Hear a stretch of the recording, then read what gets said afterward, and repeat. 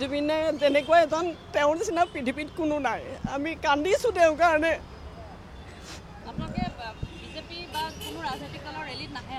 আৰু আমি বিজেপি ৰেলীত নাহোঁ আমি ছাত্ৰ সদায় বিচাৰিলে আহিম আমি এতিয়া বৰ দুখ লাগিছে আমাৰ গুচি আহিলোঁ মানে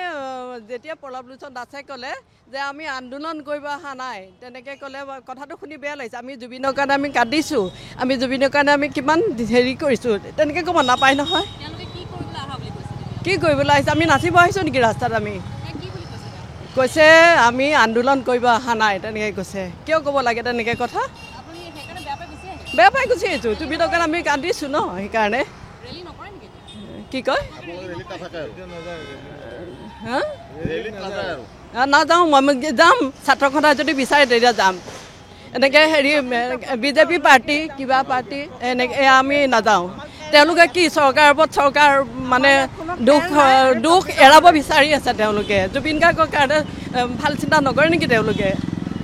বহুত আমাৰ দুখ লাগিছে তেনেকৈ কোৱাৰ কাৰণে আমি জুবিনৰ প্ৰকৃত অনুৰাগী আমি সেই যিদিনাখন আমি কথাটো শুনিছোঁ সেইদিনৰ পৰা আমাৰ ৰাতি টোপনি নাই ৰাতি ভাত নাই আমি ভাত পানী খাব পৰা নাই আজিও গান এটা শুনিলে আমাৰ বুকু কঁপি আহে গতিকে আমি তেনেস্থলত আজি আমি ৰেলিঙত আহিছোঁ যে প্ৰলভলোচন ছাৰে ইমান মানে ভাষণ দিয়াটো কোনো বা ৰাইজক বুজাব লগা কথা একো নাই আমি ওলাই আহিছোঁ কিহৰ কাৰণে জুবিন অনুৰাগী আমাৰ অসমৰ হিয়াৰ আমতো জুবিন অনুৰাগীৰ কাৰণে আমি ওলাই আহিছোঁ গতিকে ইয়াত আমাৰ আন্দোলনৰ প্ৰশ্নটোৱে নাহে আন্দোলন প্ৰশ্নটো কিয় কৰিলে তেওঁ আমি আন্দোলন কৰিব অহা নাই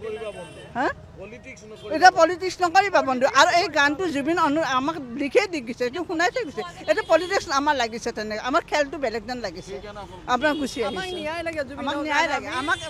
ন্যায় লাগে আৰু যেতিয়ালৈকে ন্যায় নহয় আমি কেতিয়াও আমি এই বস্তুটো আমি বিজেপিৰ হৈ আমি কোনো হেৰি নকৰোঁ আমি জুবিনে তেনেকুৱা এজন তেওঁৰ নিচিনা পৃথিৱীত কোনো নাই আমি কান্দিছোঁ তেওঁৰ কাৰণে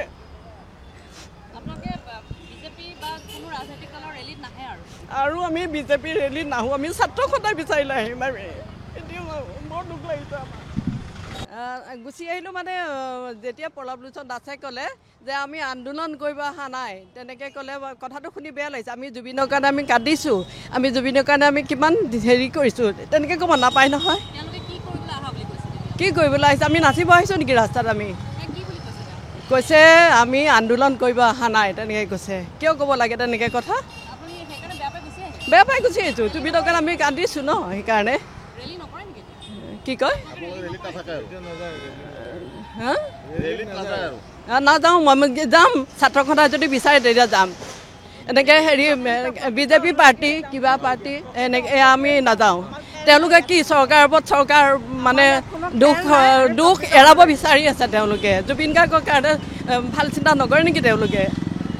বহুত আমাৰ দুখ লাগিছে তেনেকৈ কোৱাৰ কাৰণে আমি জুবিনৰ প্ৰকৃত অনুৰাগী আমি সেই যিদিনাখন আমি কথাটো শুনিছোঁ সেইদিনৰ পৰা আমাৰ ৰাতি টোপনি নাই ৰাতি ভাত নাই আমি ভাত পানী খাব পৰা নাই আজিও গান এটা শুনিলে আমাৰ বুকু কঁপি আহে গতিকে আমি তেনেস্থলত আজি আমি ৰেলিঙত আহিছোঁ যে প্ৰলভলোচন ছাৰে ইমান মানে ভাষণ দিয়াটো কোনো বা ৰাইজক বুজাব লগা কথা একো নাই আমি ওলাই আহিছোঁ কিহৰ কাৰণে জুবিন অনুৰাগী আমাৰ অসমৰ হিয়াৰ আমতো জুবিন অনুৰাগীৰ কাৰণে আমি ওলাই আহিছোঁ গতিকে ইয়াত আমাৰ আন্দোলনৰ প্ৰশ্নটোৱে নাহে আন্দোলন প্ৰশ্নটো কিয় কৰিলে তেওঁ আমি আন্দোলন কৰিব অহা নাই হা এতিয়া পলিটিক্স নকৰিবা বন্ধু আৰু এই গানটো জুবিন আমাক লিখিয়ে দি গৈছে এইটো শুনাই থৈ গৈছে এইটো পলিটিক্স আমাৰ লাগিছে তেনেকৈ আমাৰ খেলটো বেলেগ যেন লাগিছে আপোনাক গুচি আহিছে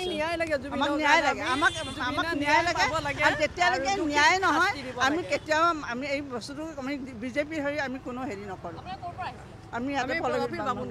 যিকোনো খবৰৰ বাবে যোগাযোগ কৰক 7099017330 লগতে 7099017110 নম্বৰত।